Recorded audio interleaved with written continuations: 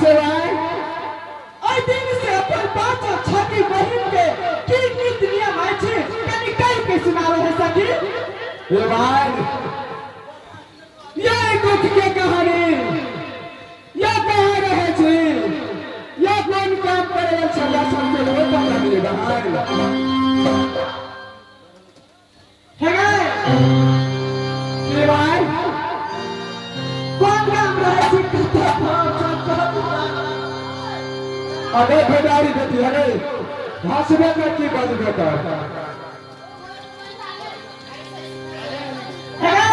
की बात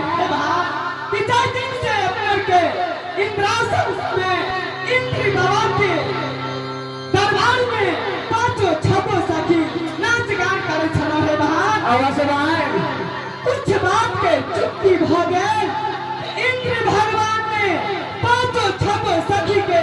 साफ तलाक कि मर्द भोग में जन्म लेलो है बहार आवाज भाई कि जय दिन से जन्म लेलो मर्द भवन में कि ओई दिन से यही नीति नियम है पांचों छठों सखी के कि गंगा सागर में स्नान करके लवन बाग से फूल चीन के नित्य दिन शिव बाबा की पूजा करे छी है बहार भाई कि सब दिन